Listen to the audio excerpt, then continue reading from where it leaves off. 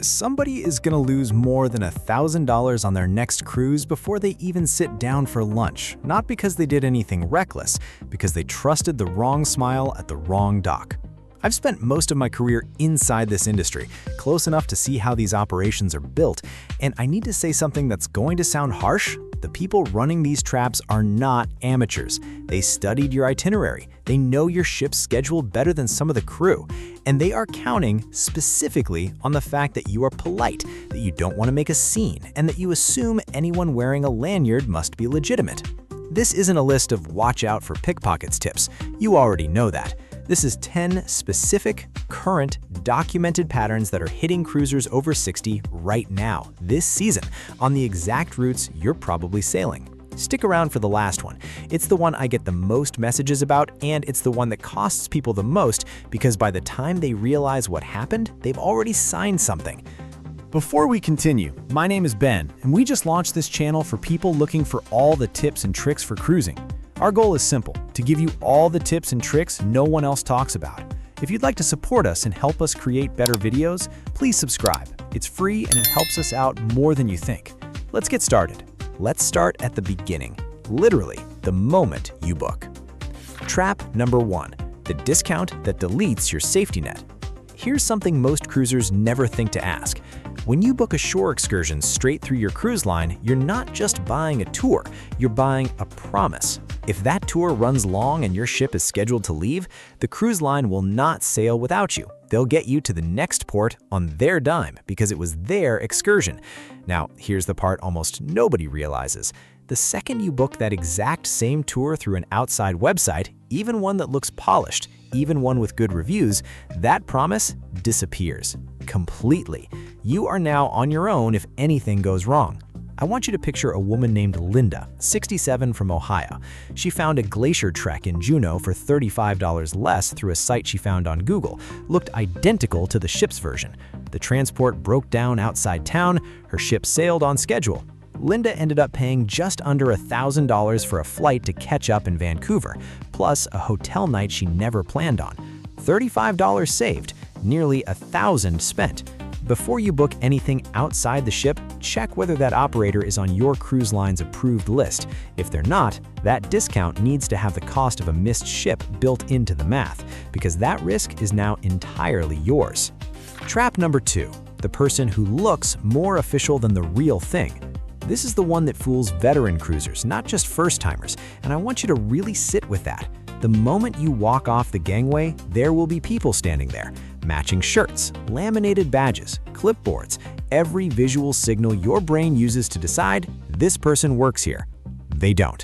They're independent operators who have simply studied what a legitimate greeter looks like, and they've gotten very good at recreating it in the 60 seconds before you've even gotten your land legs back.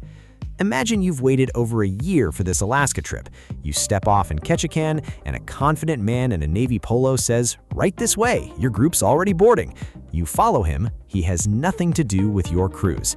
Here's the only test you need. Your actual confirmed excursion will be listed in your cruise line's app or printed on the slip from your cabin. If the person approaching you isn't on that list, you don't need an excuse. Just keep walking. Trap number 3, the upsell aimed at the passengers who trust the least. This next one bothers me more than almost anything else on this list because of exactly who it targets. In popular Alaska and Caribbean ports, vendors have started advertising fully accessible private tours. No stairs, door-to-door pickup, premium experience, usually priced $80 to $150 above the equivalent ship excursion. What frequently shows up instead is a standard van, zero accessibility equipment, and a driver who was never actually told anything about his passengers' needs. A woman named Eleanor, 71 from Georgia, booked what was advertised as a wheelchair-accessible whale-watching tour out of Juneau. When she got to the dock, there was one steep step and no handrail. She could not board. No refund. She sat on that dock for 3 hours while the rest of her group was out on the water. If mobility support matters for your trip, and there's no shame in that, plenty of seasoned cruisers need it, book through the cruise line directly and get the accessibility details confirmed in writing, not a verbal, "Oh yes, of course," in writing. Trap number 4, the rule that was invented specifically to sell you something. I want you to remember one exact phrase, because the second you hear it, you'll know precisely what's happening. A guide pulls the van over mid-tour and announces that you're making a required government stop, usually a jewelry shop, sometimes a gem dealer. There is no such requirement, not in Jamaica, not in Cozumel, not anywhere on any itinerary I've ever seen in this business. What actually exists is a commission deal between that guide and the shop. He gets paid based on what you spent. Nobody's forcing you to buy anything, but the social pressure in that room is built by design. People browse, feel obliged, and walk out $60 poorer for something selling 2 blocks from the port for $15. The phrase government-required stop isn't a policy, it's a sales script. You're allowed to stay in the van. Trap 5. The ad that looks more official than your cruise line's own website.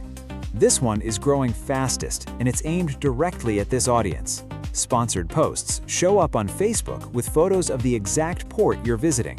$79 for a snorkel tour, $95 for a dog sledding experience in Skagway. The checkout page is designed to look almost identical to an official booking site. You pay, then no confirmation email, no tour, no working phone number.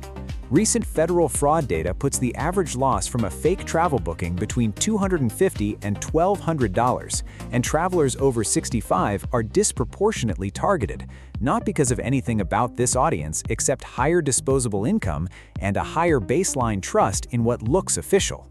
The fix takes 30 seconds. Search that operator's name alongside your cruise line's name. If they're not on the approved vendor list, don't send $1. A reverse image search on the tour photos will often show you the exact same picture being used by 5 other companies. Quick pause here because this next question matters. What actually happens if you get hurt on one of these third-party tours and the operator carries no insurance? It's not hypothetical, it happens every single season, and it's exactly where we're headed next. If this is useful so far, subscribing costs you nothing and takes 2 seconds. The rest of this list gets into the traps that hit after you've already paid, and those are the hardest to undo. Trap 6. The unexplained coverage gap nobody tells you about. Here's something that catches even experienced cruisers off guard, arguably more than first-timers, because experienced cruisers assume they've already handled this. Your ship's medical team will treat an injury, your travel insurance will cover pieces of it, but independent excursion operators frequently carry zero liability insurance of their own. If you're hurt on their tour, they may legally owe you nothing, and in many ports, you'll have no realistic way to pursue them. A man named Frank, 69, from Texas, slipped on a wet dock during an independent kayak tour near Sitka. The operator carried no insurance. Frank's travel policy covered his ER visit, but not the $3,600 helicopter evacuation back to the ship. One question before you book any independent tour: are you licensed and insured? If the answer is a vague, "Oh yes, of course," with no specifics, that vagueness is the answer. A properly insured operator can name their carrier without blinking. Trap 7. The all-inclusive price that isn't. Let me show you the actual math on this one because it's genuinely revealing. You book a $120 all-inclusive bear-watching float plane tour in Ketchikan. Sounds complete. You show up at the dock and the operator collects a $25 park access fee, then a $15 equipment waiver, then there's an optional $40 photo package that everyone around you is somehow paying for, which makes it feel mandatory even though it technically isn't. Your $120 tour just became $200 before tip. This isn't illegal, it's not even really a scam. All-inclusive on most excursion listings legally refers only to the activity itself. Park fees, gratuities, and equipment upgrades are almost never included unless the listing explicitly says so. Read the Not Included section for every booking the night before, on the ship when you actually have time to compare, not standing at the dock with everyone else already reaching for their wallets. Trap 8. The sold-out season nobody warns you about. Alaska season runs roughly May through September, and I'm bringing this up now because we're right in the middle of it. Here's what cruise lines communicate poorly. The most popular ship-sponsored excursions in Juneau, Skagway, and Ketchikan, the whale watching, the glacier hikes, the float planes, sell out weeks before departure, often before you've even started packing. When those official spots vanish, Passengers turn to portside vendors, which is exactly the environment where traps 2, 3, 6, and 7 on this list are waiting for you. A woman named Barbara, 73, from Oregon, arrived in Skagway to find her preferred glacier excursion completely sold out. She booked with a vendor on the dock instead. The tour ran 45 minutes shorter than advertised, the guide barely spoke English, and her refund request was flatly denied. The fix costs nothing. Book Alaska excursions the same day you book your cabin, not 30 days out, not once you're on board, the same day. Trap number 9, the countdown that's designed to rush you. This one hits people on almost every cruise, not just Alaska. As the ship approaches port, vendors who still have unsold spots start appearing near the gangway offering walk-up deals, sometimes 40% below the listed ship price. The time pressure is completely real. You've got maybe 20 minutes before the dock turns chaotic, and if you feel like you missed your window earlier, this feels like a second chance handed to you. The problem is that in 20 minutes, you cannot verify the operator, confirm they're insured, check a single review, or read the cancellation terms. You're making a $100 plus decision under manufactured urgency with a total stranger. Here's what to do instead. The night before, over dinner, while everything is calm, decide your backup plan. If your preferred excursion is sold out, what's plan B, and who exactly is it booked through? Having that answer before the ship even docks removes every ounce of urgency these vendors are counting on. Trap number 10, the fine print that costs the most and nobody reads it until it's too late.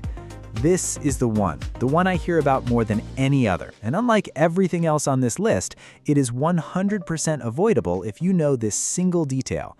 Most cruise lines require you to cancel an excursion 48 to 72 hours before port day to get any refund at all. Cancel the morning of, even for a completely legitimate reason, even because you woke up feeling genuinely unwell, and on most lines, you lose everything you paid, 100%. For a couple on a 7-day Alaska cruise with 3 shore excursions booked, that's $600 to $900 sitting at risk on the morning of every single port day. Richard, 72, and Susan, 69, from Virginia, were both booked on a whale watching tour out of Juneau. Richard woke up with a sudden bout of vertigo. They called to cancel at 6 in the morning, 4 hours before departure, full charge, $340 gone, with nothing they could do. That policy was never hidden. It's sitting right there in the booking confirmation. Almost nobody reads it until the exact moment they need it. Read the cancellation window for every excursion the day you book it, not the night before, not standing at the dock. Some operators are genuinely more flexible than the cruise line's own policy. Most are not. Knowing which one you're dealing with before you ever need to cancel is the entire game. So here's the truth nobody puts on a brochure. The excursion desk isn't the dangerous part of your cruise. The dock is.